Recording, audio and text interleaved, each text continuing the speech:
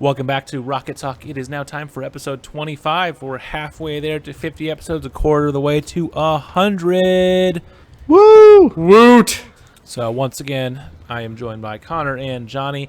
And moving on to the first nerd news topic of the day. It is one that just came out the day of recording on the 11th. Halo Infinite has been delayed. Sad. So the game that was supposed to basically be like the reason you'd buy an Xbox Series X has been delayed to 2021, but the Series X is still planning on coming out in November. I was actually talking about it a little bit back and forth with Nick Calandra, the editor-in-chief over at The Escapist, Northwest grad, and he was saying how he doesn't think this will be really that big of an impact because like console exclusives outside of Nintendo like aren't really system sellers anymore, and like I kind of disagree with him, but I honestly think this is gonna have a big impact on the Series X sales. The thing I brought up was this is one of those series that like Mario or Zelda that people are buying an Xbox Series X day one for Halo. They're not buying it because of Call of Duty 2020 or because of Madden. Like, they're getting it for Halo, and so I would not be surprised if, on top of getting less sales because of the pandemic, if we would get less sales because Halo isn't coming out day one anymore. Yeah, I mean, just with the loyalty of Halo fans everywhere. And, you know, I had actually heard, I was watching Review Tech USA, and their host, I'm new to that channel, he was saying a couple weeks ago, there's been some problems with the studios for a very long time, and it was just kind of inevitable. Apparently, people over there are being overworked, and they were really Like scrapping. Yeah, they were really scraping the bottom of the barrel to get this game fixed or finished. Halo is known for like trouble development. Like Halo 2 had to basically get rebuilt from the ground up in like less than a year. Oof.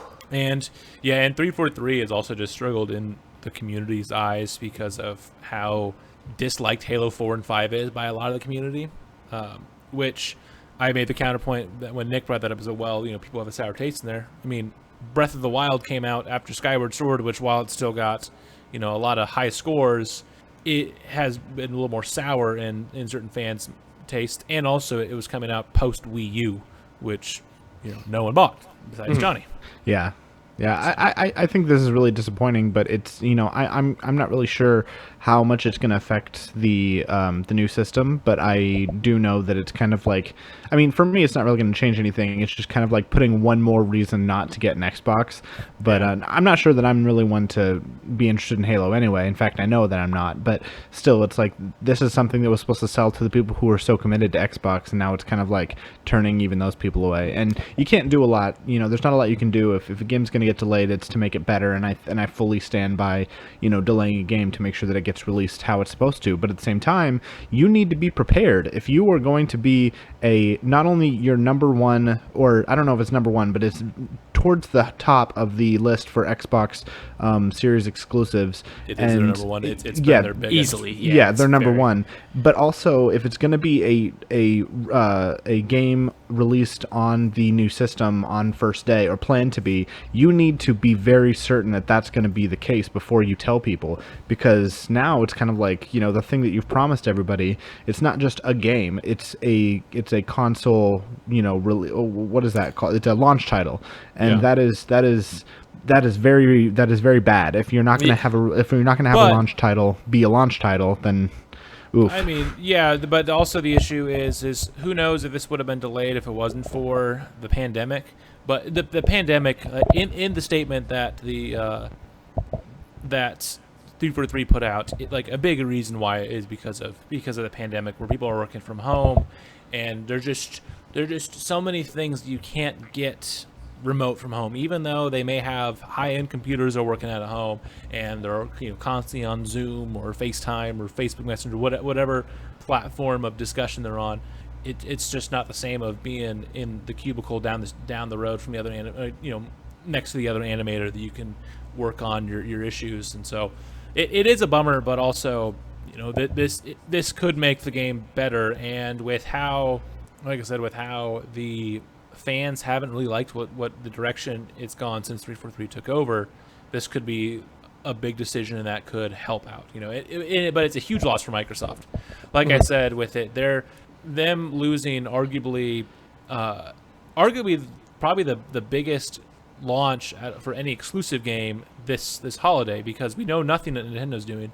And as amazing as the Spider-Man game was on PS4 and the Miles Morales sequel will probably be, it doesn't have the same pull with the everyday casual gamer that Halo has. And because Call of Duty's coming out multi-platform, Madden's multi-platform, so losing probably the biggest exclusive game that's launching in the holiday 2020 will have a big impact on the Xbox. So I actually I have to wonder, did your friend Nick did he clarify why he thinks it's not going to be that big of a blow? Because exclusives I think they do sell consoles, especially when Xbox has very few big exclusives.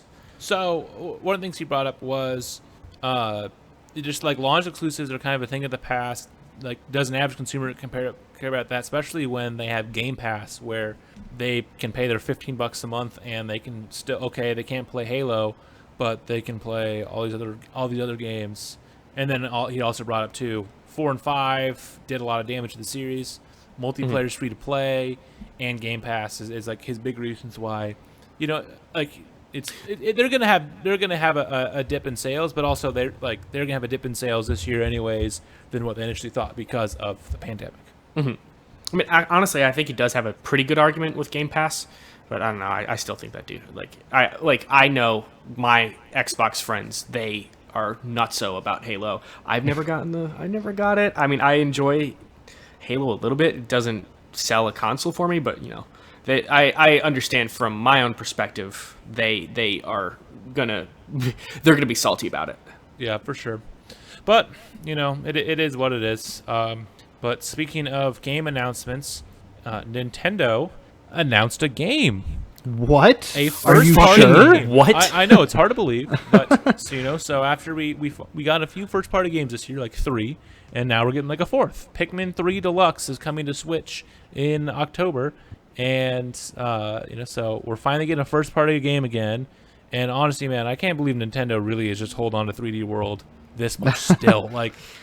I want to say outside of Nintendo Land and a few other there's only a couple games that are left on the Wii U, and there's really only 1 or 2 left outside of 3D World that's left over from the Wii U that would need extensive changes. Yeah, I'm happy to hear this news, but it's kind of, I don't want to be one of those people that's impossible to please, but it just seems obviously the pandemic is to blame for, all the delayed news, but I'm just, it's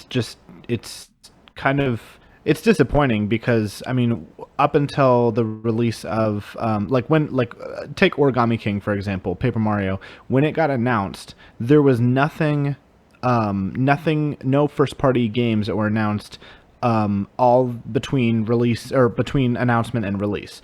And I thought there would be. I thought there would be more because, June would be around and it would be time for, what E3 would have been. I thought there would be some kind of, replacement for it, but there wasn't. And so now Pikmin isn't going to be released for another 2.5 months. And so I'm thinking that we're going to get the same exact thing where there's going to be nothing up until release, wait 2 or 3 weeks after Pikmin 3 is released, and then announce another game for 3 months later. And I'm just if we have to go through this again, I am going to lose not all of my faith in Nintendo, but I'm gonna be really bummed because obviously, like I said, 2020 is that with the pandemic, it's not going to be very great for anybody. But it just seems so hard to imagine that Nintendo is getting hit as bad as some of the other bigger companies that are still planning on doing a lot with releasing new consoles and releasing game announcements and all that. But I digress. About Pikmin 3, I'm excited. We got something, I actually don't think I even ever beat the original Pikmin 3 on Wii U. But I'll beat it this time. They're going to have a lot. It's actually this deluxe version. It's actually adding quite a bit. There's going to be co-op for the entire story mode and new story missions that are also going to be co-op. And all the DLC from the original as well. Yeah, the DLC stages from the original Pikmin 3 will be included. There's also going to be like new difficulty options that have been added to this version, and lock-on targeting. That's going to be fun. Basically funky mode. Funky mode. The game will also feature hints if the player wishes, and you can now change the pace of the game too for a more quote-unquote relaxed experience. Basically, what they've been done with all their other deluxe and ports, where they add some sort of easy mode, relaxed mode, funky mode, and gambit, and all the other things they've added into I think they should always call it funky mode for every game from now on. Well, the article I was reading off of, it mentioned separately, it was IGN, separately new difficulties and separate pacing. So it sounds like it's two different things. So yes, I think you can literally change the speed of the game. There's a lot I really don't remember from the game, because I did get it on when it was on Wii U, and I don't remember like. You blocked the Wii U out of your mind. I did. I tried to like erase every moment of that, but I don't remember it being difficult. And from what a lot of people are saying, it already sounds like it was an already easy game to begin with, and they're hoping that the difficulty changes doesn't mean just easier mode or relaxed mode, but there's potentially also a more challenging mode. Because I don't know, like I said, I don't know from experience, but it seems like a lot of people thought that the game was already easy enough, and so maybe this is just for an even more relaxed or a casual player. But either way, it's even for like a younger audience. Perhaps, if you want to get started even younger, it increases the market. Well, yeah, they're that's trying possible. to get more people into the Pikmin series because it is one of the more niche ones, and especially after Animal Crossing has blown up and is now the second best-selling Switch game. They want to maybe see if they can do that same with Pikmin and get it up.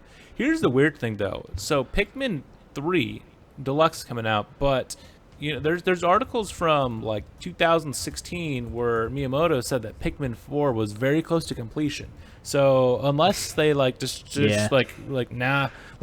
why not just do Pikmin 4? Because Nintendo's done that, where they have gone instead of Mario Maker or Splatoon Deluxe, they went and made sequels. And even if like there may be a few half-baked ideas that could have been DLC in both of those, like they have full-fledged sequels. So Luke, are you expecting logic from Nintendo? I guess yeah, that is right.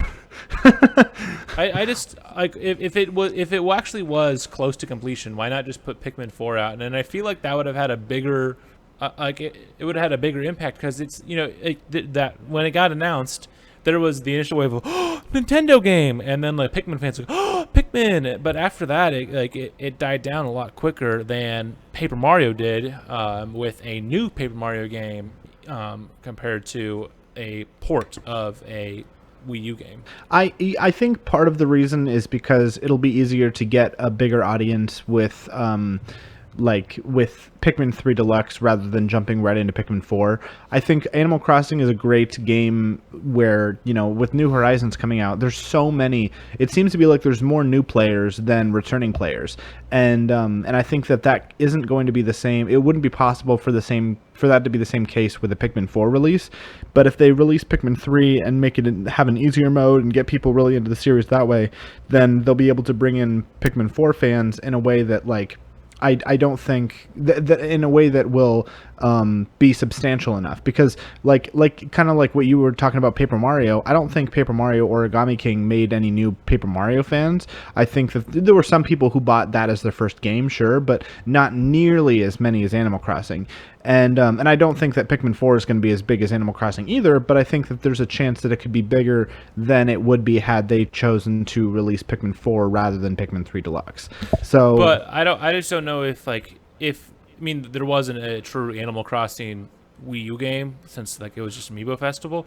But I don't know if they would have done like City Folk or like New Leaf, if they would have done a port to the Switch, if that would have been nearly as popular as New Horizons was. Even with and I think part of it is because it was a new game, it was a sequel, it wasn't one that people who already played it was a rehash. And I get that Pikmin and Animal Crossing are different, but both are for the longest time were more of that niche, different from your Mario and your Zelda and your Smash and Mario Kart. It was its own separate thing of unique Nintendo games, and Right. and so that's more what I was saying is that I think a full-fledged sequel built from the ground up might have been able to get more fans, like we saw with Animal Crossing. I'm not saying Pikmin 4 would have sold 22 million in 6 months. No.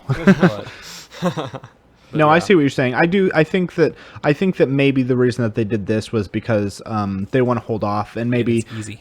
and it's easier to port than make a new game. But it is weird that they haven't done or released any information about Pikmin 4, even though they have said that it is going to happen.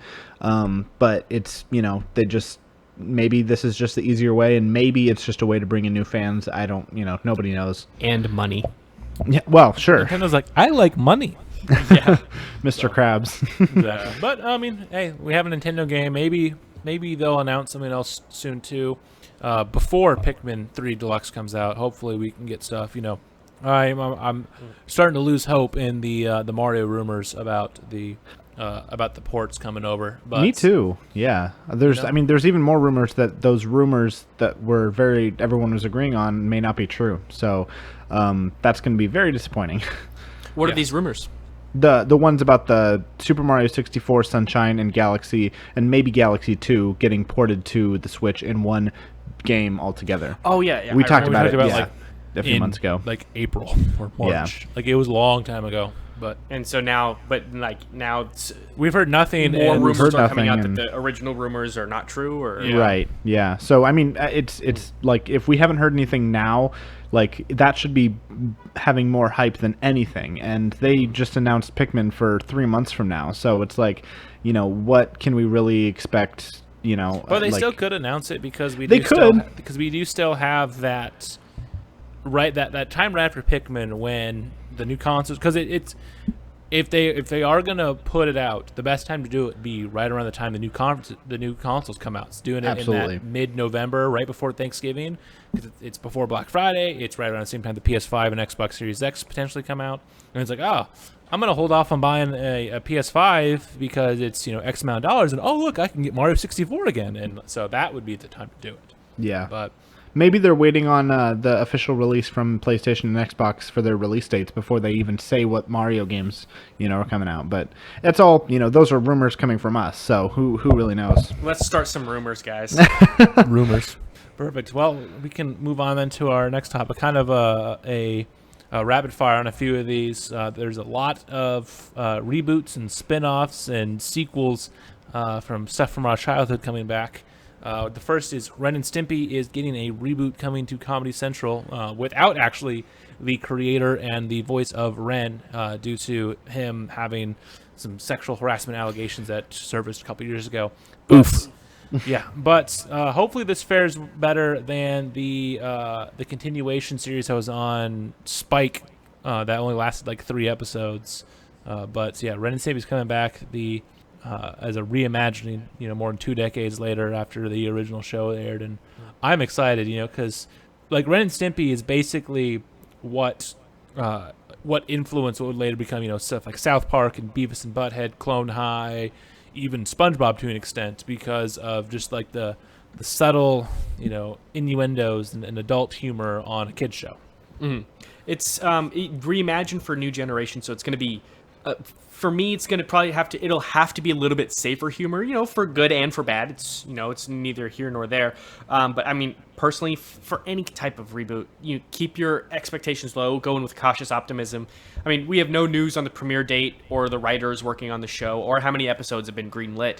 But, if classic Nickelodeon is coming back, then I definitely want to take a peek and see what that's all about. True. I mean, with it being on Comedy Central, that'll help it that they'll probably be able to do a little more raunchy stuff because like it'll be on the same network that South Park's on, and so I bet we'll see it'll be more raunchy than the Nickelodeon one. They'll have some curse words and things like that. I know, big gasp. What? But I We would bet it'll never. be more on the You mean things like frick and heck? yes. Oh my gosh. Doing the heckin'. And crud.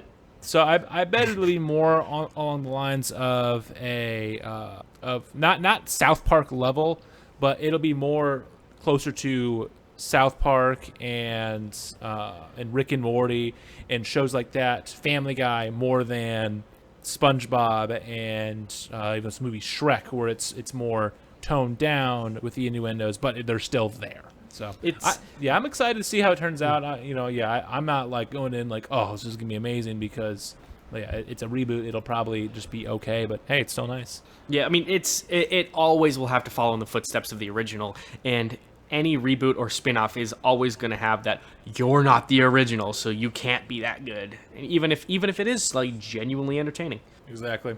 And so the speaking of reboots, there is a Fresh Prince of Bel-Air reboot that is in the works as well. And this one's another more recent one. This is what catapulted Will Smith to stardom. So I was actually one that I had never fully watched. Like, I was never really into Fresh Prince. I watched a few episodes, but I wasn't one that came home and watched it all the time. But it's still a huge thing. Like, that's like one of the most beloved mid '90s comedies, and so now we're getting it back potentially. So, what are you guys' thoughts then on this? Cautious optimism with this one as well. I've got HBO Max, and so I'm working on all of Fresh Prince. Em and I are going through season 1 right now. We could be probably watching it at a greater speed, but I take forever. This is going to be also reimagined for a new generation. This is actually going to be more drama than it is comedy. Will Smith is going to be an executive producer, but this whole thing started about a year ago when a gentleman named Morgan Cooper directed a fan-made trailer for a Fresh Prince reboot. Will Smith saw it and he's like, I gotta do this. This looks awesome. And so now Morgan Cooper, the director of that fan-made trailer he also starred in, is going to be the director for this new series. And I'm not sure what other credits Morgan Cooper has, but if Will Smith says he's going to direct it, he must be pretty good, I guess. The original series creators are also going to be helming this project, so that makes me a little bit more curious as to what it could be. But unfortunately for this one, it's like Fresh Prince is such a juggernaut in television that there's almost no possible way it could live up to expectations. So people really need to go in with open minds on this one. I'm gonna check it out. You're kind of like Fuller House, like that one was. Oh my god, the hype was so high for that, and then and I was looking forward to it, and then crashed it was so cringy. I just hope it doesn't, I hope it doesn't fall at that. But cringy lasted 5 seasons, 5 or 6, and 5, yeah, and so it's hard to say. I was not a fan of Fuller House either, but I think I could see the potential of what it could have been. And what I'm worried about though is with this, if it's going to even change the genre of it, that's very much making it something brand new. And so while that has some good and bad, so I think maybe it can say that maybe there was inspiration from the original, but it'd be a lot harder to say that one is better than the other, because in a sense you're comparing apples and oranges, because if this is going to be a drama rather than a comedy, then it might it might be impossible to really compare the two. So potentially, it always will be compared. Sure. Just realistically, from people, realistically, it's going to be compared, and whether it deserves it or not, it's going to get harsher criticism because it is not the original, and especially if it's going to be a different team. I mean, some familiar faces, a lot of fresh faces. People are going to be let down because it's not going to be what they remembered. Even though, if it's a reboot, it's not supposed to be exactly what you remember. It's supposed to sprinkle in some elements, and what we got with the Fuller House pilot is too much pandering, way too much pandering. That would be the big thing, is if they're not doing basically they need to, in a way, do more Last Jedi than Force Awakens and Rise of Skywalker, which still has issues because then they can piss off a lot of people. But Last Jedi tried to separate itself from just be there's stuff. Oh, hey, there's Star Wars stuff here, but it's not just hey, look, there's that thing. Then let me repeat the same lines they've said in all the movies. And so like a Fuller House where it was just hey, look, it's remember this from this episode. Remember this? Sure, I remember. Well, they literally even broke the fourth wall looking into the camera when, one of the actresses didn't show up, didn't want to be part of it. Mary-Kate and Ashley.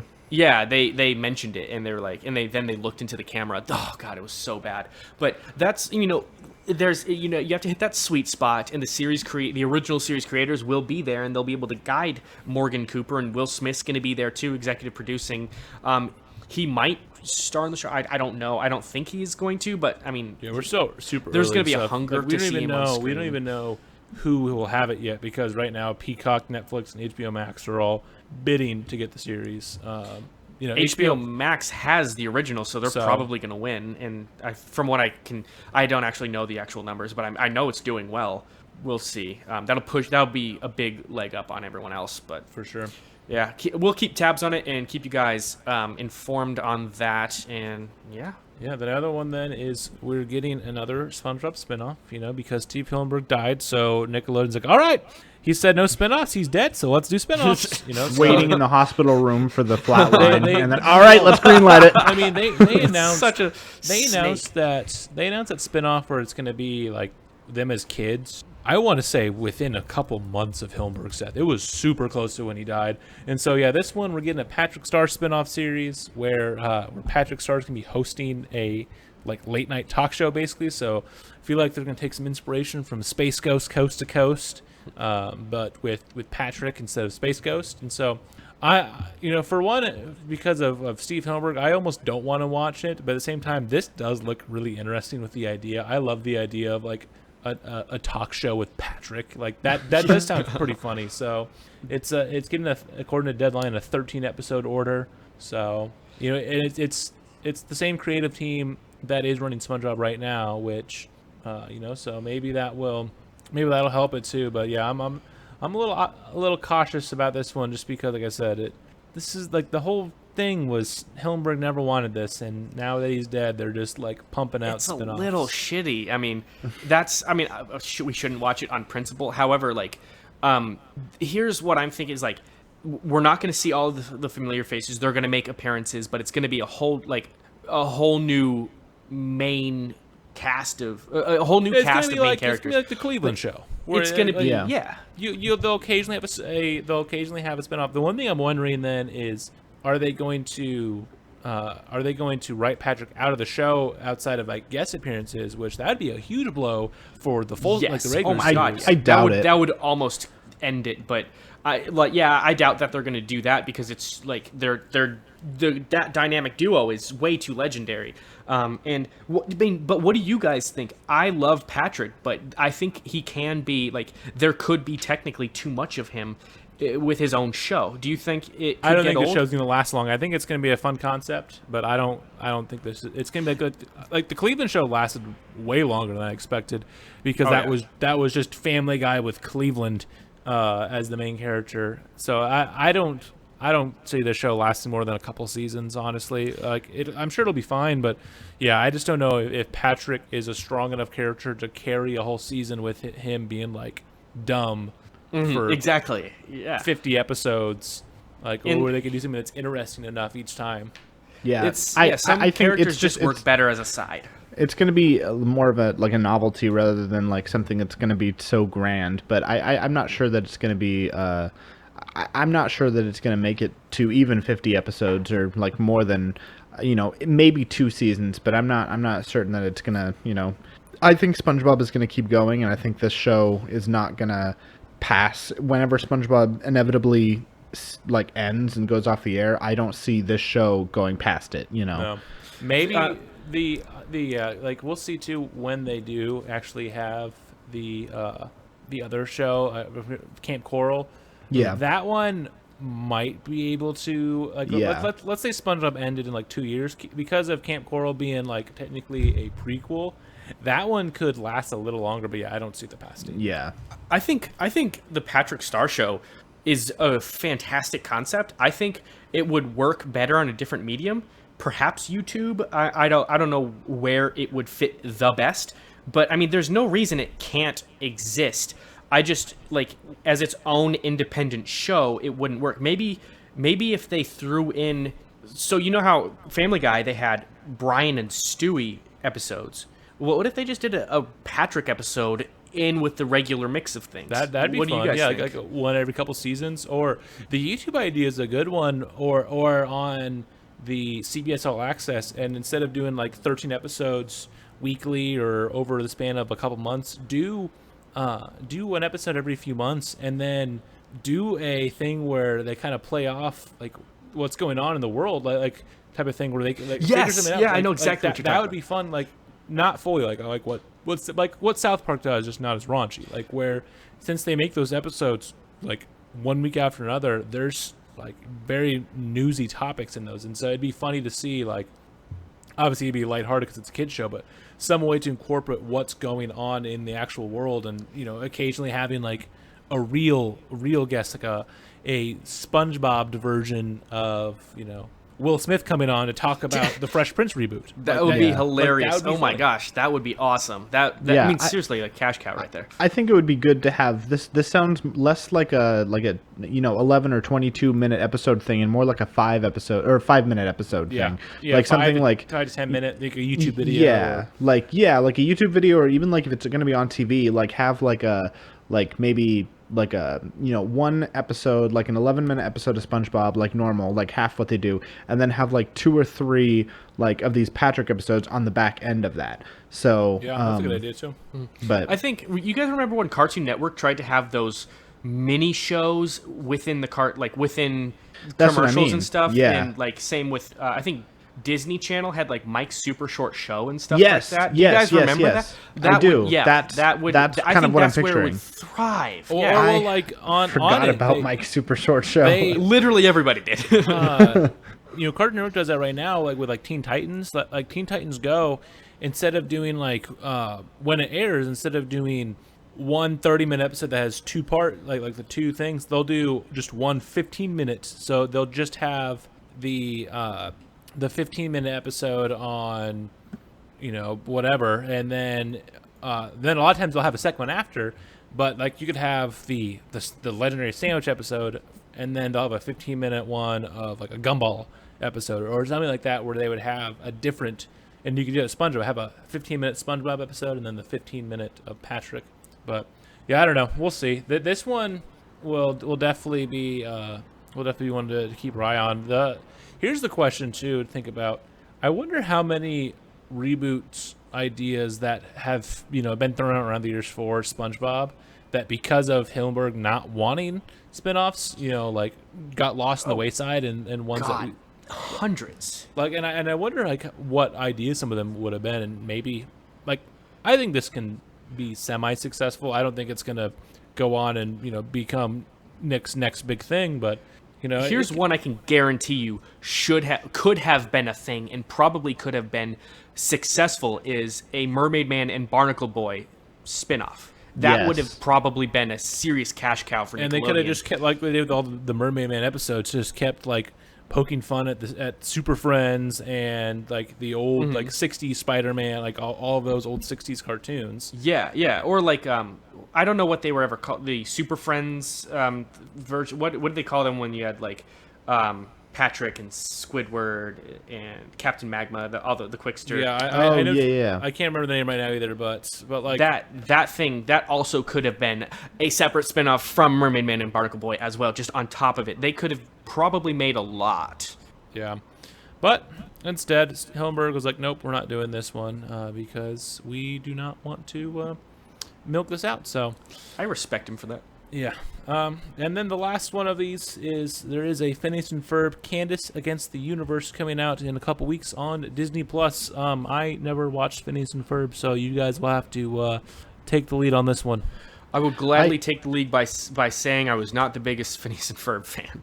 I thought you were, Connor. I actually was also not a big Phineas and Ferb fan. I the only enjoyed reason it when it was on. I never looked for it.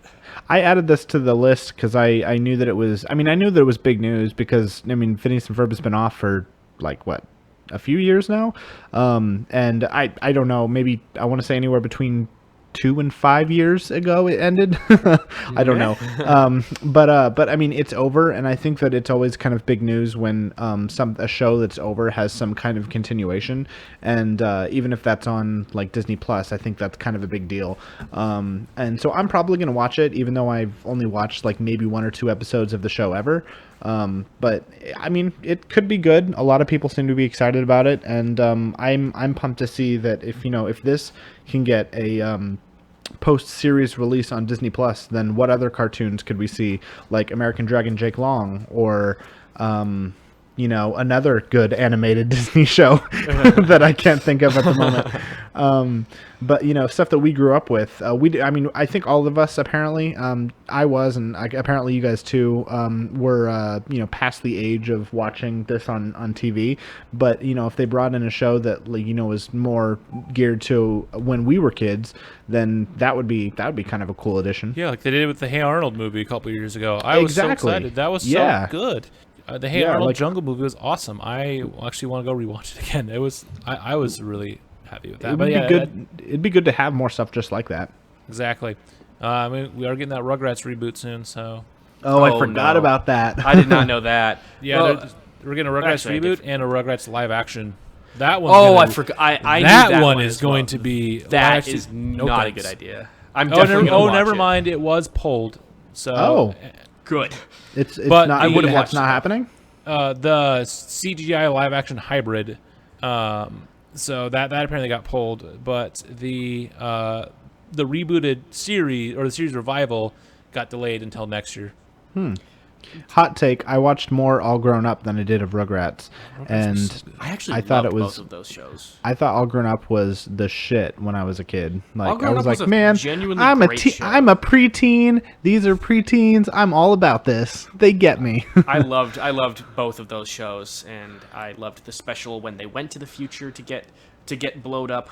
And I still have Rugrats in Paris on VHS at home. Yeah, I bought they had a thing it was like $5 at Walmart, and it has all 3 Rugrats theatrical movies on DVDs. And so I have the Rugrats movie, Rugrats in Paris, and Rugrats Go Wild, the crossover with Wild Thornberrys. So they are all great as memories. I tried watching the Rugrats original movie, and it was wonderful. No, they're wonderful still. They are great nostalgic strips, still great. But they deserve to stay there in the nostalgic part of your brain. They're still good. They still hold up well. I don't know what you're talking about, but whatever. Yeah, the Phineas gets back on track. Phineas and Ferb. I enjoyed it when it was on. I didn't look for it, but I mean, if it's coming back, Phineas and Ferb did well, so it makes sense. Johnny, you're gonna have to. If you watch that, definitely give us a review. Yeah, I will. Yeah, and if any of you guys end up watching these, tell us what you guys think in the comments below, and like what do you guys want to see? Which ones are you gonna pass on, and then what do you guys think? For sure. Alrighty, and so then. Not really a news topic. We can kind of clump in with nerd news now. We didn't do it last week because we didn't do a news segment. We talked about the Xbox stuff. But Johnny, you beat Paper Mario, so why don't you kind of just give us some of your thoughts on after you beat the game and maybe some qualms that I know you have with it. Okay, yeah. So I thought that it was a solid game. I thought that it was. I think it's hard to say. Like, I had an enjoyable time. I thought that the writing was good, the characters were good, and the game overall was like a solid like B minus, which is like it was an okay time. But like there was something about it I couldn't like. I've definitely played worse games in the series, and there were definitely better games in the series. But it wasn't the worst one ever. But I think one thing that really frustrated me, and I wasn't sure what it was until news reports came out from interviews about the game itself. And I want to read to you some of I guess I should tell you some of the problems that I had, was that it seemed that they cared a lot less about the story, and I guess the characters is what I should say. It seemed that there weren't really dynamic characters. There was even there's a character named Olivia who is a guide character, and you meet a Bob-omb in like World 2, and she calls him Bobby as like a nickname, and he's like, no, my name is Bob-omb. I'm a Bob-omb, and she's like, okay, she gives him all these different names like Bomus, Bhomas, and other similar names, but then she sticks on Bobby, and he's like, every time he's like, no, my name's Bob. And at first I was kind of like, that's kind of like annoying, because I want him to have a personality, I want him to be unique, but he looks exactly like all the others. And then you later on get another partner named Professor Toad, not like Toadley or whatever. There's not Captain some kind Toad. of, well, yeah, but it's like he doesn't have a unique name, and he doesn't look any different. He just has, he's an archaeologist, and so he has your stereotypical archaeologist getup. But other than that, he doesn't have any distinctive features. And so I wasn't sure exactly. I wasn't able to put what it was missing together until an interview came out with some of the producers of the game. And so one of the questions asked was, Mario is famous for its iconic cast of villains. Can you talk about the new villain in this game and how you design a character to stand alongside all-time greats like Bowser and Kamek? And so Tanabe, one of the producers on this game, said, since Paper Mario Sticker Star, it is no longer possible to modify Mario characters or to create original characters that touch on the Mario universe. That means we aren't using Mario characters for bosses. We need to create original characters with designs that don't involve the Mario universe at all, like we've done with Ollie and the stationary bosses. And I and many others saw that, and we were just like, what? Why? Like, who is giving you this restriction that can't allow for some original ideas, some original thoughts? And apparently there was a restriction that they just weren't allowed to do that. And I think that restriction is what gave me that idea, that sense of like a lack of creativity. And sure, some of the dialogue that they have is really creative and cute and funny, but it's not nearly enough to be able to say, oh, you're this character over this character. It's like if two characters have if they're the same race and the same color, that is the only chances of any distinguish that you could have. And if they're the same race and the same color, then they look identical. Like there's gonna be 50 red toads that are just going to be there, and there's going to be nothing that sets them apart outside of maybe one will say a little bit different dialogue. You're not going to have one that's like Thousand Year Door did not have that problem. You would see maybe like 10 to 20 different Toad characters, and each one had a different, maybe they had like a little hair swoop and they had different clothes, or maybe one was nerdy and they had glasses. Like every single character had something different, but in this game, absolutely not. Everybody was exactly the same. And it really made the world feel a little bit more stale, and I couldn't exactly put my finger on what the problem was until I saw this and this response that they said it is not possible to modify Mario characters or create original characters that touch on the universe. And I thought that was just mind-blowing, because that's a restriction that they decided, but it's not something that, obviously it's not something that people want, because I'm not alone in like this being a frustrating thing. It's kind of like you are not allowed to do any more programming with your right hand. It's left hand only, so good luck. I mean, I just don't get why that's not especially like people liked the unique versions of the Toads and the Goombas and all that in the previous ones, because then you can have traits that like separate them. And now it's just, oh look, there's another Toad, and oh, there's another Toad, and there's another Toad, and then there's just nothing that really is distinctive about them. They're all just the same standard red Toad. Yeah, exactly. Yeah. But besides, Connor, sorry, go ahead. Oh, Connor, what's your like opinion on this? I know you're not much. You didn't play the game really, but like you have seen some stuff from Thousand Year Door, and you know how I feel about it. So, what are your kind of thoughts on this situation? As far as what they were saying, I'm not mad. I'm just disappointed. That is disappointing to hear. Like, you guys have teams of writers. You are a creative team. You are paid to literally be creative. What do you mean you can't expand on that? That's stupid. That's literally an excuse. And you made a bland game.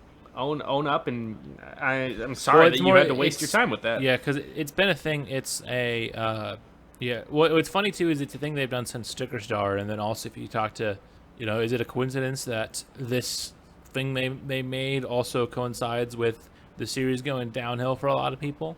It's like coincidence? Probably not. The first two games were great. Super Paper Mario was somewhere that a lot of people could see that they were trying and there was some effort. It didn't exactly hit the mark, but they tried. But then ever since Sticker Star and then Color Splash and now Origami King, it's like, yeah, it's. I think this is definitely better than the last two games for sure, but it is not anywhere near where I wanted it to be. So out of the 6, you'd rank it probably 4th then. Yeah, after I would say the first two. Yeah, Thousand Year Door. I have never played the original Paper Mario, so I can't say. But a lot of people like put that as their second. But I'll say Thousand Year Door. From what I've played, that one, and then Super Paper Mario, and then Origami King, and then Color Splash and Sticker Star. But yeah, even a game that I haven't played, I'm already convinced is better than this one. And again, this wasn't a terrible game. It just they had a lot of restrictions that they decided to put on themselves that were just meaningless and not a good like. Why is that something that you would want to? Like, why put that restriction on yourself? It's not like that's going to help. If you ignore the unique characters, like is the story and the combat and those elements then a lot better than the previous two, or is it kind of about the same? Story was good. Did I tell you about the death that they focused on a few weeks ago? Did I ever bring that up? I believe so. A little bit, yeah. Yeah. Okay. Yeah. There was a really very very morbid like mourning scene and like a death of a character, and that was really interesting. And I really liked that they did that. And the adventure was good, but the battle system was not good. Battle system was not good at all, and I'm glad that they tried something out new. But see, I don't really have anything like I didn't enjoy it, but at least it was something that they tried rather than saying, oh, we can't do what we used to do anymore. It's like they tried something, it didn't work. As long as they don't try it again because people don't like it, then no harm. It's not, as long as we don't get a Mario Party vehicle transportation thing that people say they don't like and then they bring it in the next game, then it's okay to try new things and fail, miss the mark, but it's not okay to purposely restrict yourself against doing things that many people have said they enjoyed. So all right, so sounds like the game is decent, not as good as the good Paper Marios, but better than these last couple. So yeah, I guess so you'd recommend really anyone who's kind of into RPGs to probably try it, like at least try it, maybe not. I would say if you're a diehard Nintendo fan, you probably already have it and have beaten it. And if you want to give it a shot and you aren't knowledgeable of what the past has been like, also I would recommend it, because then you don't know what it could have been. But if you're somebody that's played every single game and you're on the fence about whether you want to get this or not, I would say don't waste your money. All right, well, so sounds like the game outside of diehard Nintendo fans is kind of hit or miss. So, all right. So now we can move on into the topic of the week. Sony had a state of play on August 6th with a little bit of a heavy focus on Crash 4 and Godfall. But honestly, this was probably the best state of play Sony's had. I know it's not saying too much because they've been pretty crappy, Nintendo Direct ripoffs. But I'd definitely say this was a pretty strong one. We'll talk more about Crash 4 and Godfall. But were there anything else that really stood out to you, like game-wise? As far as interest in playing them, not really.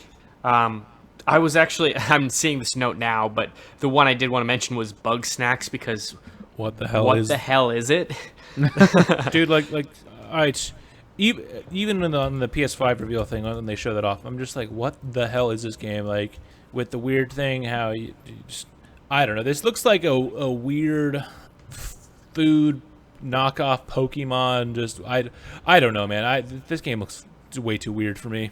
Yeah, I remember when we first saw it for the first time, I was like, I don't think that we're necessarily the best, we're not the market for it. And I mean, obviously I think that even more now, but still I'm kind of like, what? Like, there's some, like, I don't know, it just seems like some really particular kids would be into this, but like, other than that, not really. It's just too weird. It's just too, like, it's kind of ugly, and it's kind of it's vaguely creepy.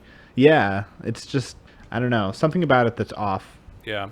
There was two that stood out for me. One was The Pedestrian, which is that puzzle game where you're like a bathroom sign person and you're going yes. through, like, yeah. So like I'm always a sucker for good puzzle games. Like this this even looks like it'd be a good puzzle game on like an iPhone, and so like that looked interesting. So if it's like $10, I'll probably pick it up.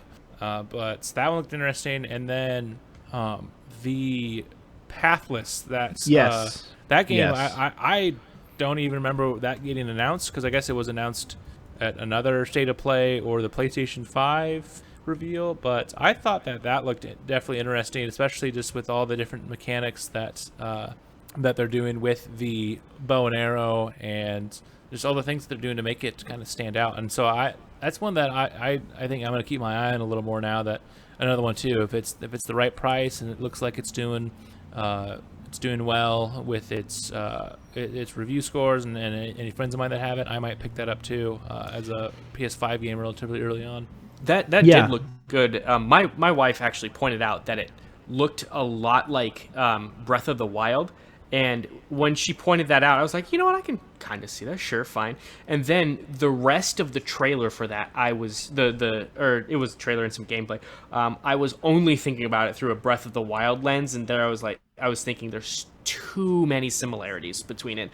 And so if I would have looked at it with a fresh set of eyes, I probably would have been. So the developer who's doing it made Abzu, or I think that's right. Which is really cool, like you're diving in the ocean type of game, and it's a lot like a game called Journey, which I've mentioned before on this. It's a really good game. I can't tell you why it's good, but it's good.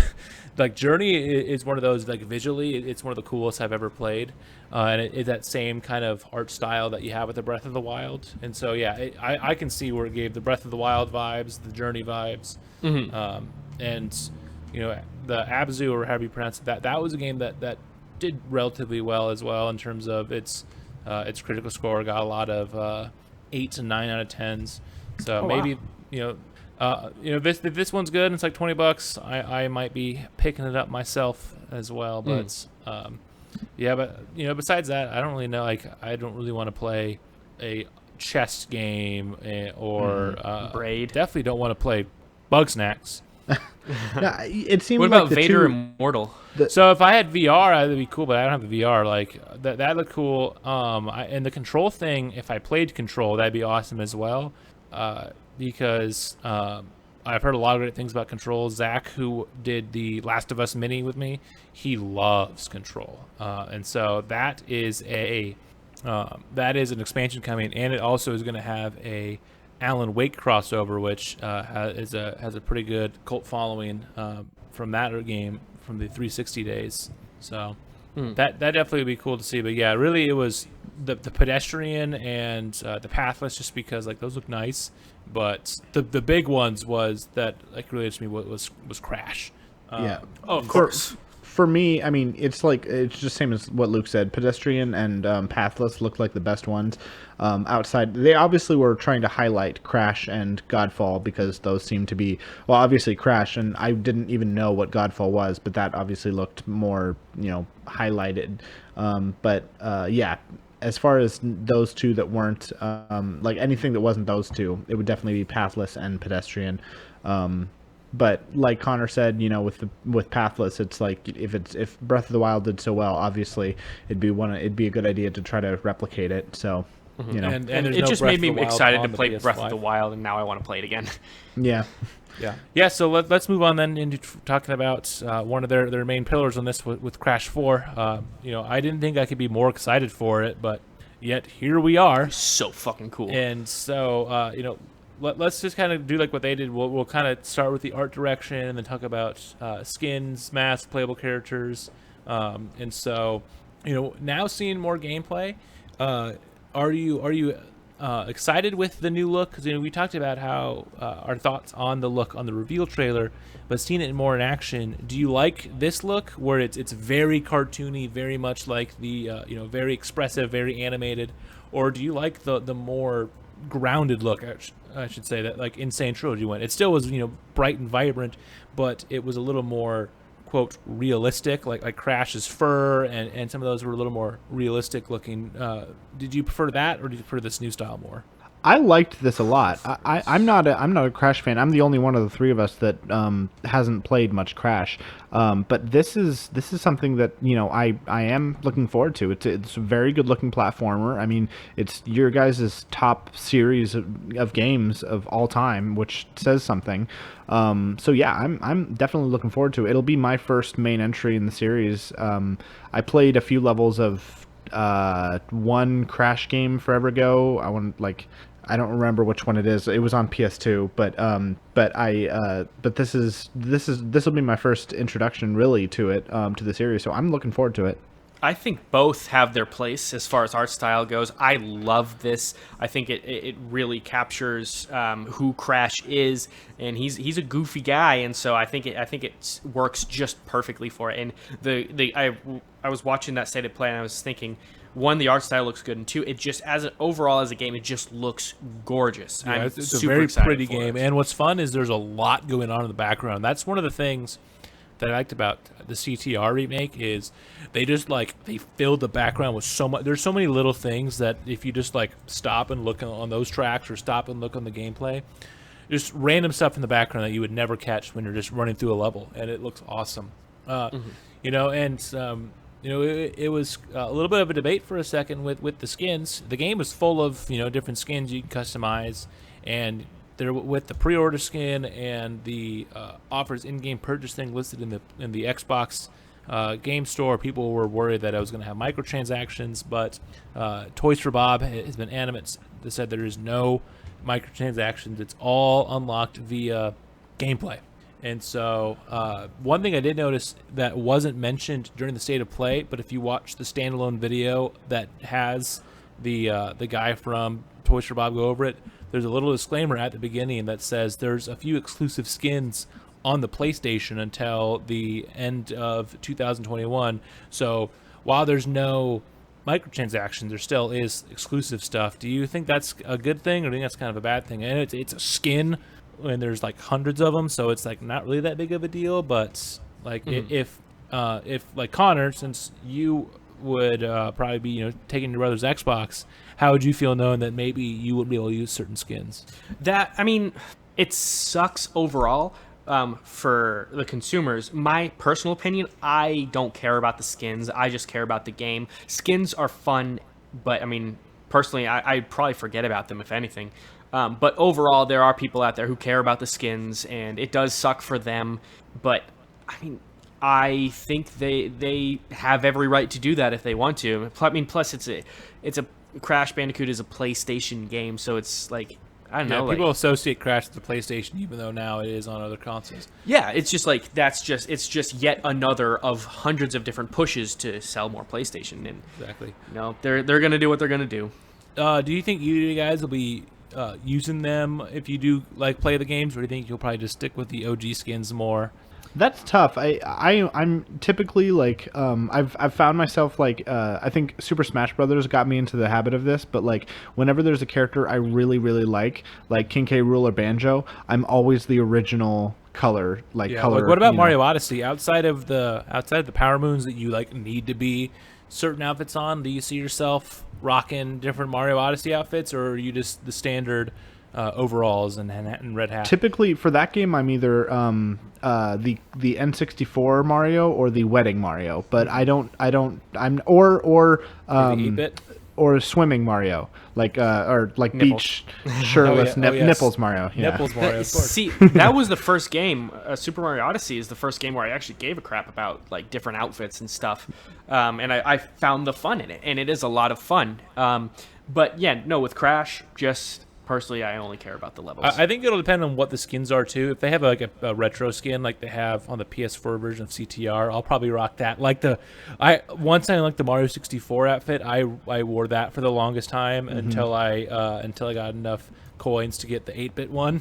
And now I almost always run that because it's always funny to show somebody look at it, because you're in that same jump pose the whole time. So yeah, I think I'll mainly stick with the OG skins, but there might be a few that I'll rock here or there. But it might, for me, it might even depend. If there's if I have one that's particular to a level, like I saw there was an underwater looking level. I wasn't sure if that was a level or type of screen alteration to make it look underwater. But either way, there was a part of the game that looked underwater, and if there's like some kind of like scuba gear or something, I'll want to fit it to the theme of the level, or like maybe put on some like heavy jacket for like a snowy world, or like a spooky mask for a spooky world. I like to fit the theme usually, but if it's not that easy to collect them, though there's 100, so I can't imagine that they're too hard to collect. I think you said 100. I wasn't sure how many exactly. They but didn't say how many, but there's going to be tons of them. Yeah, well, if there's a lot, then it shouldn't be too hard to find them. But for the most part, I think I might either stick with the classic one, stick with one in particular that I just really, really like for the whole game, or switch between, whatever. If I can get them fast enough to match the theme of the level, then do that. Mm-hmm. For sure. Oh, and real quick before we move on, go back to the exclusives. If it's skins, that's fine. I mean, but like what we saw with Sony and Spider-Man, if it's entire, like, whole characters, that's where I start having a huge problem. That's a good At discussion least it's for, just for skins. another day. Maybe next week we can talk about that. Yeah, skins and like paint jobs and all that, like whatever. Or like the PS4 version of CTR. So you get Crash, Coco, and Cortex get these polygonal retro skins. And then there's a retro cart that has the same PS1 like cart sound effect. And then PS4 also has Retro Stadium, which is like a 8-bit, like a 32-bit version of Turbo Track, so it looks like it's a PS1 game, but like that it's the same track that you have in the Switch and the Xbox, just with a different coat of paint. So it doesn't matter. But yeah, it's skins. Who cares? And so the other thing they then talked about was the masks. We got to see more of Ika Ika and they were so awesome. Kipunawa that we've already seen. But then we also found out Lonnie Lowly, what that mask can do, and so they can phase certain objects in and out of existence. So they'll kind of have a like bluish like hue to them. So okay, I got to press the button to alter quantum physics to do that. And so it was nice to see the other masks we've already seen in gameplay and trailers in this one now. And then we also got the name of the fourth mask of Okono, but we don't know anything about it yet. We'll find that out either closer to release date, or maybe they'll just wait until after the game's out and then we'll find out then. But it's cool the mask idea is a cool idea, because they did the mask idea sort of with Wrath of Cortex, but instead of it being the villains, now it's the ones that helps you. So I'm definitely interested to see what it comes with that. And it also just changes up gameplay, where you can keep the Crash gameplay, but throw a little bit of a wrench in it. These are all just so freaking cool. And I mean, what a way to bring back Crash Bandicoot, and keeping things familiar while having these masks as creating something new, so that it's a little bit of everything. I think this is one of the best possible ways you could do it, and with the familiarity of putting on a mask and something happens. Yeah, you put on a mask and you become invincible in other older games. So yeah, it's a good way to exactly. Like I said, it's a good way to move the series forward while keeping it to its roots. They're not changing the gameplay style completely to where it's now a button masher beat 'em up or some other completely different genre. So it's still Crash, and like you could throw these masks and some of their elements in the original trilogy, and outside of the fact that it just wouldn't work on a PlayStation, like it would make sense that it was there. Yeah, so. I don't know much about the masks, like what their like importance to the series is, but as far as this game, I'm looking forward to having more. I like the idea of having so many different abilities that you can go through. Yeah, so usually in the original games, you always had Aku Aku, who he was your hit point basically. And then if you got 3, you went invincible. And he also was kind of like your mentor or father figure type of thing. And he has an evil twin, Uka Uka, who was doing the same with Cortex. And then in Wrath of Cortex, they added 4 elemental masks that all had unique names that I forgot, but obviously the 4 elements. And then Mark Hamill was one of them. Yeah, Mark Hamill. Then this drill sergeant from Full Metal Jacket was Biff from Wawa. Yeah, Wrath of Cortex. I'm looking at the cover art. That was the game that I played like 1 or 2 levels of. It was bad. It was It had so much potential though. Yeah, true. Yeah, Biff from Back to the Future. And then the current voice of Crash was the other one now, but yeah. But speaking of masks and characters and all that, this game will have at least four playable characters. So Crash, obviously, I mean it's his game, and Coco's playable, and just like Insane Trilogy, she's playable in every level that Crash would be, and they really wanted to put a bigger emphasis on Coco for the story as well. So she's actually going to be playing a big part in it now, just to really push that she's just as important as Crash, which is cool. And then Cortex was announced with the announcement trailer that he's playable with his little jetpack and ray gun, and we've got to see some of that in action. But the newly announced character was Dingo Dial. So he gave up his life of crime and opened up a diner, but the events of Cortex and Entropy coming back after the end of Crash 3 ruined his diner. And so what's cool is his gameplay style, instead of him using his typical rocket launcher flamethrower, is it looks to be almost some sort of like vacuum or leaf blower type of thing. Like it reminded me a lot of Shadow the Hedgehog. When you beat the game on neutral, you get this like chicken gun that sucks up everything. And so it kind of reminds me of that mixed with like the portal gun from Portal, where you can like pick up objects. And so really interesting to see like having big old Dingo Dial playable. I was surprised because like I love Dingo Dial, but I wouldn't have picked him to be my fourth playable character off the top of my head. Connor, since you've played the games a little more, was there anyone that you really thought of you probably would have picked before him, or do you think you would have picked Dingo Dial yourself too? No, probably not Dingo Dial. Probably Tiny.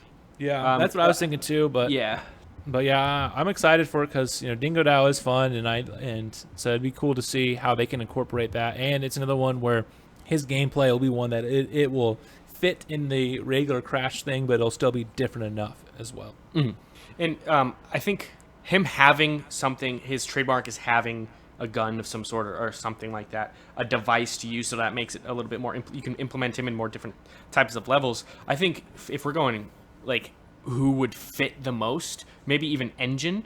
And Engine probably would have been who I would have picked, honestly, too. But I like the idea of Dingo. Plus, you can give some Ratchet and Clank vibes too with his weapon being all goofy as well. Yeah, there's a lot of the stuff that I'm just watching the trailer on repeat now, but like there's a lot of this that reminds me vaguely of Ratchet and Clank. Just the character design, the art style, the boxes everywhere, and the platforming elements. It's very Ratchet and Clank-esque, which I obviously appreciate. For sure, yeah, this looks awesome. I'm so excited. And then the last big announcement they had was they are working with Beanox, who did the CTR remake, and they have an inverted mode, which is like what I said in our notes, is AKA mirror mode on drugs. So instead of the typical mirror mode where everything is flipped, it's a different dimension, and each dimension will have a unique presentation for it. So there could be one where it's like a very pop neon look, another one where it's like an old timey movie, so it has like the crank is it's faster, or another one where everything's in black and white, and when you spin, you like fling color, and so you start to paint color back onto the world. So this is definitely a cool way to really add replayability to this, because it's like going back and seeing how the levels change under all these different mechanics will be awesome to see, and it's one of those that adds a lot more than just the typical time trials and hunting for the gems. This looks seriously so cool, although I must admit I've never played a mirror mode level, or at least I've never played a full game on mirror mode levels, but I mean I haven't played a platformer like this. I just am more thinking of like racing, Mario Kart and Crash Team Racing and Team Sonic Racing. They all have mirror versions of the tracks, and that completely throws off your muscle memory. Like I've been playing CTR for so long, and when I go play those tracks on mirror mode, it throws me off because I'm so used to things being the other way. So. Yes, it makes the game more replayable, and that's where the fun comes in. And this just, the way they did it just looks so interesting. And I've actually considered playing a complete run through of it like that if I for the replayability. Yeah, for sure. Yeah, I saw inverted mode, and I liked what I saw. There was, like I mentioned earlier, I wasn't sure what it was called, but it was the underwater looking, like part of one of the levels that's like kind of like a city. And I thought that was really cool, one of the coolest ones. But you also mentioned the one where you spin and it paints color. That I one was think my favorite. that looks cool too. But honestly, I'm just excited. I'm glad. Obviously, they're not going to show everything because why would you want to release that? But that makes me more excited to see what the other inversions are going to be. For the different levels. So I'm pumped for it for sure. Yeah, it's awesome. So, I already mentioned this added a lot more hype for me. But did this add more hype for you to get the game at release / get the game when you have a system that can play it? Yeah, for sure. I mean, I wasn't. I was already gonna buy it just because. We're probably with a game this big, and you guys both being really big fans, it's almost inevitable that we're gonna make a video exclusive to this, maybe a mini. But I even if it wasn't the case, I think that I was already pumped enough to get this game, and so this just further makes me more excited and more wanting to buy it myself. So. Yeah, like Johnny said, I already had plans to buy this as soon as possible. Nice. Well, and speaking of buying it on systems, there is a chance it might actually be coming to the Switch. So Johnny, you could get it right around release day if this does happen, or slightly after if it comes out before you get a PS5. The official Crash website potentially gave it away. Someone was looking at the website source code because people are weird and just do that, and they so a Twitter user, Sunwar Prower, pointed out that when he's viewing the site correctly, it only confirms PS4 and Xbox One versions, but when you look at the source code, there's a Nintendo Switch buying option that hasn't been pushed live to the site yet. So that could just be leftover code because of Insane Trilogy or Nitro Crash for Fueled. Smash. Crash for Smash. Confirmed. Crash for Smash. Seriously, though. That is true too, but also the Spyro Reignited trilogy leaked on their official website ahead of time for the PC and Switch versions as well. So this could be true, and maybe maybe it is makes me coming. wonder why would they not I'm sure that there's legal reasons why they wouldn't announce it already for Switch if there were plans to, but I think if it has nothing to do with that, then that is gonna, it does cross my mind, like I just joked, but also a bunch of other people who take every little piece of information seriously when it comes to Smash Bros. And think that maybe there's gonna be some dual release announcement of Crash for Smash and also Crash 4 on Switch. But that's just another rumor I'm wanting to start. So True. Well, what I think what it is they were planning on bringing it to Switch for a while, but they had to outsource the development of the port to get it to work on Switch, and then because of the coronavirus, those complications where they have to delay it, and they don't want to announce it because Activision they don't want to announce it and then delay it. So they're going to just announce it when the Switch version is closer to be ready for release compared to announcing it and then delaying it. yeah, that makes sense. So yeah, I am very excited for it. I will be buying that game day one. I'm not getting the digital version, so I'm not getting the totally tubular skins. But What?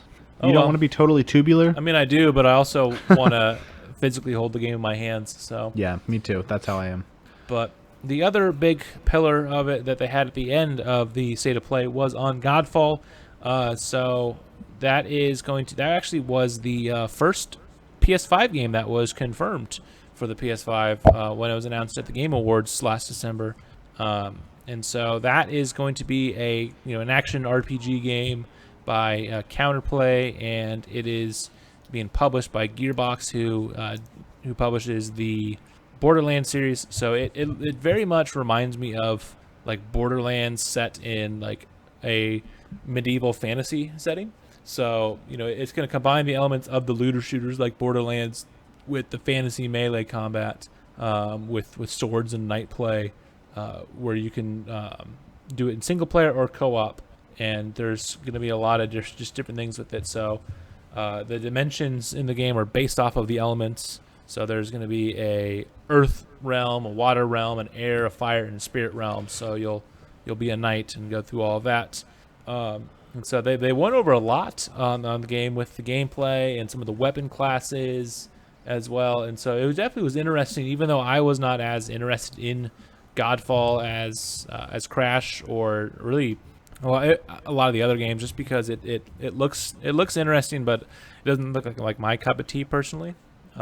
But it was definitely interesting, with the gameplay, since it's going to be one that it's a very fluid and dynamic combat system that's going to award you for being aggressive. What were your guys' thoughts on the gameplay that they showed off for this game?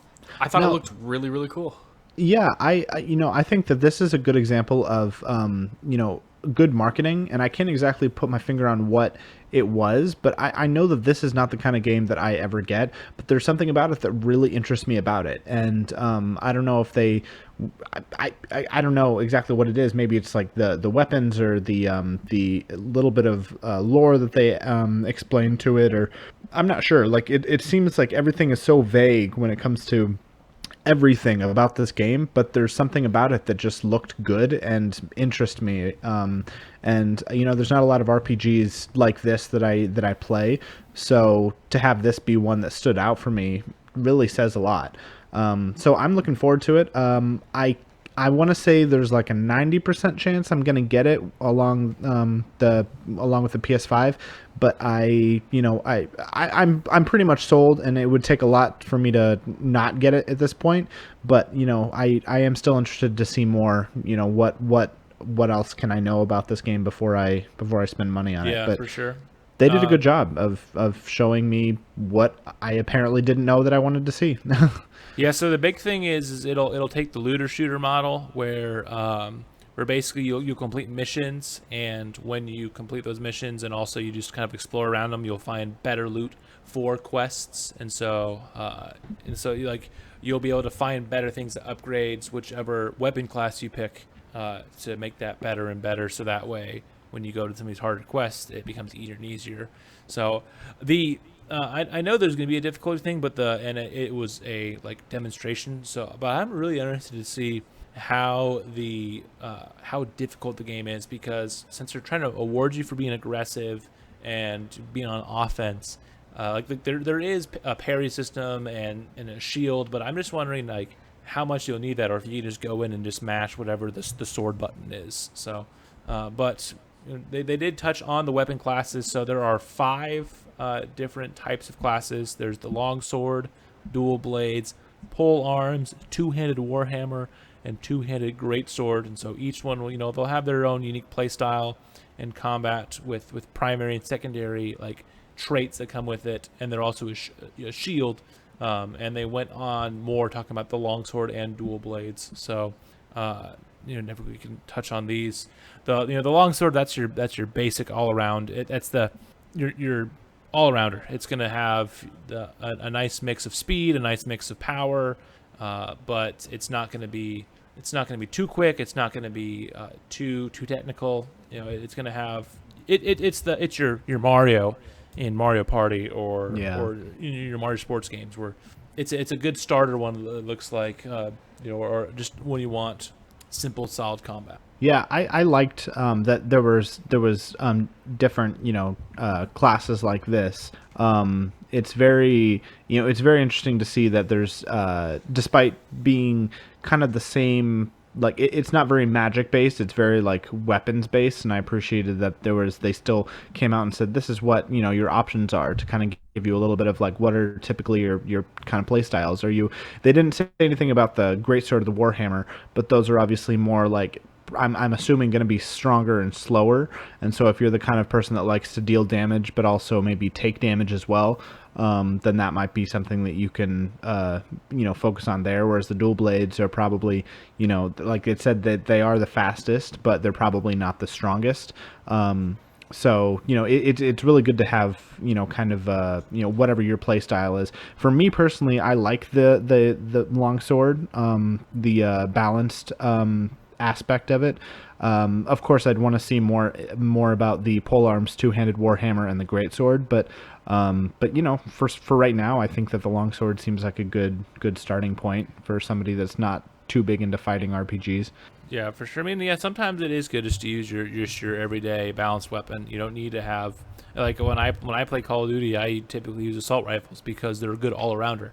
They have good range, they have good speed, good damage, but I don't need to always use the quick fast SMG or the big clunky machine gun or the heavy strong sniper. I can use the mix of them all. So yeah, you mentioned the dual blades. That's a lot faster, more of speed and fluidity. And then those would be great when you're doing some more fodder enemies or weaker opponents.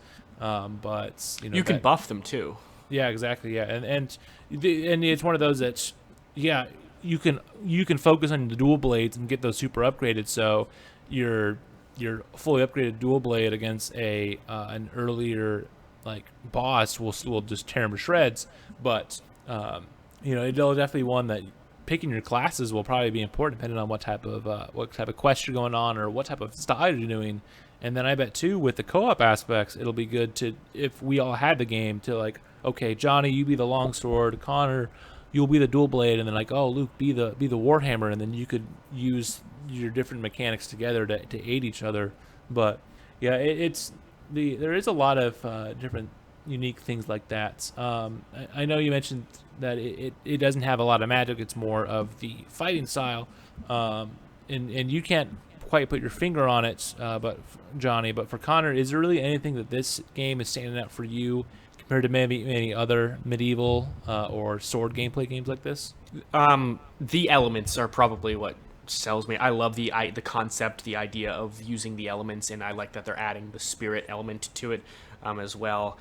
It looks like, I don't play a lot of these medieval RPG games, but I have before. I played a little bit of them before. The mechanics look pretty familiar to me. I would probably get this. If I were getting a PlayStation 5, I would get this, and I would definitely play it. I gravitate more towards pole arms, your pikes, your spears, your glaives, and so I would want to get as good as I can with those. And yeah, I would absolutely buy this game. It looks awesome, and like you said at the start of this, they went into great detail. It was very long. About 10 minutes. It was about 25% of the whole state of play. Yeah, it was a long one, and for good reason. It looks great. Yeah, this will be one of the bigger games that'll launch with the PS5 or come out not long after. So. Definitely interesting. So we can kind of wrap up the state of play if we move on to recommendations. So how would you rate this in terms of the other recent showcases we've seen from Microsoft? Or, I mean, it's been a while since we've seen a true like direct, but like one from like Nintendo. This one, I would rate it pretty high. It was great. It was very fun. I thought it was almost exactly like Nintendo would do, and I don't know. On a scale, because it had Crash 4, that it's 11 out of 10 inverted modes. I thought it was a really good job. I don't think it was like mind blowing or anything, but compared to the other things that we don't have at the moment, I think that it did a really good job for being probably the best we've seen in months. I don't think it's too much of a stretch to say that it's been the best presentation we've seen the entire year, because all four of them have been, not so good other than this one. So yeah, because I think the other one, like the PS5 one, was a big flash at the start, and then kind of fodder in the middle. I was like, whatever. And then like the Xbox ones have been just kind of hit or miss, and then with the games announced, and then the lack of Nintendo stuff. Yeah, it's. I would say I would give this 9 out of 10 Crash and Coco skin options. There you go. Yeah, I would also probably give it a 9 Dingo Dial, losing his diners out of 10 as well. 9 out of 10 when it has Crash Bandicoot 4 in it? Yeah, but because of Crash 4, it's a 12 out of 10, obviously. But looking at the thing as a whole, and then a little fun one for you. If let's say right now, let's say all these games are out and you're gifted a PS5. So even though some of these games are PS4, since it's backwards compatible. So, Luke is going to buy the PS5 for us. No. So this is the hypothetical that Luke is buying it for us. So yeah, give me the money so I can buy it for you. Okay. So you are giving it for free as a reward for donating you the money. Yes. Gotcha. So let's say you somehow won a PS5 from like Taco Bell or something, and you got to Ooh. pick 2 games that are shown off in the state of play. So I think I feel like all of us we're all gonna say Crash. Yeah. Yes. So Crash. okay, so I take Crash because it looks awesome, and then besides that, what would be the second game you would take and why? For me, I would probably take the Pathless. yeah, I would do Pathless because Pedestrian looks like it'll be a smaller game, one that you can beat in only a few hours, where Pathless looks a little longer. So I'd probably do Pathless. I would say Crash 4 and Godfall. Godfall was really it looked impressive to me, and I really liked the I like that there's definitely it's a kind of game that is very much, obviously it's very different from Crash, and so to have that kind of unique style of gameplay, if I'm feeling more mature, every button press matters kind of game, I can go with Godfall. If I'm looking for something a little more fun and casual and silly, Crash is the way to go. So, I'd say those two, Godfall and Crash.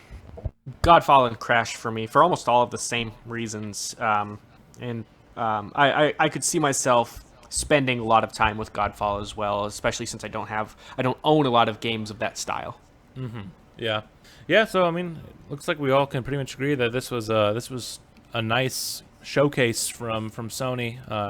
Definitely one of the better ones we got this year, obviously with all of COVID that have kind of ruined things. But now we can move on then into recommendations. So Connor, it was your turn last week, and so you gave us The Stranger by Billy Joel, his album that is, I want to say, 43 years old now? Came out in So. Yeah, it came out in 76, 77, so yeah, about 43, 44 years old. So Connor, first off, why did you pick this over other Billy Joel albums or just another artist from this time period, since this is like a period of music that you really love? I chose this one because it was the first full Billy Joel album I ever listened to, and it's got I think 4 of my favorite songs from him on this album. It's got "Moving Out," it's got "Scenes from an Italian Restaurant," "Vienna," and "Only the Good Die Young." It's a truly juggernaut album of his. And even though it was given a B- from the Village Voice, but this is the first one I ever listened to, and I really love it, and I wanted you guys to experience this. It's funny, all the ones that you mentioned, Moving Out, Scenes from an Italian Restaurant, Vienna, and obviously the popular Only the Good Die Young, were also ones that I liked, but I also really liked the title, the song "The Stranger" as well. There are no bad songs on this album at all. No. Yeah, I really enjoyed them all, which I'm sure might surprise you, but I enjoyed them all. But the ones that I named, the ones that you named, and also "The Stranger" were some of my favorites among them for sure. Yes. Yeah, it definitely was. It was one that I forgot just how many of these songs I've heard before, obviously, because 4 of them went on to be top 40 hits, and then Scenes from Italian Restaurant and Vienna both have just been like staples at his shows. And so like it's definitely it's like, oh yeah, I've heard this before, and I just forgot about like just some of his stuff. And what was crazy is I was looking into stuff because like I said, how the album turned 40 relatively recently, and Rolling Stone was talking about how after the Piano Man, he was almost on the verge of getting dropped by the label, by Columbia, before this came out, and then just kind of shot him back up, and now it's on these lists of greatest albums of all time. Like it was 246 on Colin Larkin's all-time top 1,000 albums, and it was 70th on Rolling Stone's 500 greatest albums. So like it's been a widely successful album for him, and kind of helped him get his career back. Yeah, it's I think The Stranger spent 17 weeks within the Billboard 200 charts top 10 albums, first entering the bottom position January 21st, 1978. A month later, on February 18th, the album reached its peak position at number 2. So this is probably his most important album, with the exception of Piano Man, because Piano Man is what everyone knows, literally everyone. Yeah, true, but this one, in terms of just what it means for his commercial and critical success, is huge. But yeah, it was, like I said, it was definitely one, because I've heard of the 9 songs I've heard probably I heard probably 4 or 5 of them beforehand, just stuff throughout my life, and yeah, it definitely was a good one to hear again, and it you can definitely see why you like it and why everyone likes it, because it's a really good album. Do you guys have one or two? What are your favorites from the album? For me personally, I really liked the first two, "Moving Out" and "The Stranger." There was something about them that were just like really. I don't know. I'm not used to listening to this kind of music, so it's always nice whenever you recommend something. I know you always joke that like you're not sure if I'm gonna like it or not, and honestly, I'm not ever sure either. But I end up enjoying it because it is it's good, and I know that it's good, but it's not something that I'm used to, and it's definitely not something that I've overplayed. So it's nice to hear something that's enjoyable that I have not been able to enjoy yet. Of course. And so hearing those two was a good way to start it out, and everything after that was really good. But the first two were the first ones that like packed a punch, because it was the first ones I listened to. So those stood out the most to me. Yeah. Sure, and they open up the album for a reason, because they do pack a punch, and they're like Moving Out is poppy and fun, and it's a great. No, those are two great songs if you had to choose them. Yeah. Yeah, I would probably do Vienna, and then also Moving Out for my two. Yeah, just because like you said, I mean, it was Vienna and Scenes from Town Restaurant. You talked about like that one. Those were my two favorites. Yeah, your 1-2 punch you loved of that. That's always a fun thing, is like when you have songs that back to back that are just so good together. But yeah, it started off strong with Moving Out, and Vienna. I mean, technically, if you're listening to it on a vinyl, Vienna would have been side 2. So it definitely was good strong songs to start the album, and then start the back half of the album. Yes, the overall sounds like everyone had a great experience with it. That makes me happy, especially since the last album I recommended was not everyone's favorite. It was Bringing It All Back Home by Bob Dylan, and not everyone vibes with it. That's totally fine. So I'm just happy to hear that everyone had something to enjoy from this album. And I typically throw a bunch of music on a playlist that I have playing while I'm at work, and so a lot of times I'll go through it, and so I don't listen to just the same 4 or 5 things each time. I try to go back and throw things I've listened to in a while in there, and so I'll probably throw those on every few weeks, just back on like in the middle of it. So it'll be funny because I'll listen to this and then I'll go play like some random metalcore album or the Sonic Heroes soundtrack or something like that. Like a good soundtrack. It's always funny to see. There's a website that I use that it'll make a 5x5 grid of my music I listened to over the last 7 days, and it's always funny to see the variation, because like on this one, when I post them on a Facebook group I'm in on Mondays, it's going to have the Bob Dylan album, and then it's also going to have a Black Bear album, and then like Blink-182 or Yellow Card, and she's like, yes, the variety. Yeah, that's so funny, because I've got a work playlist that also has like I'll listen to like The Devil Put Dinosaurs Here by Alice in Chains, and then right after that will be some old Bing Crosby song like Accentuate the Positive from the 30s. It's just so funny how much whiplash you can get from I typically do full albums, and then I'll throw in my Discover Weeklies in there too.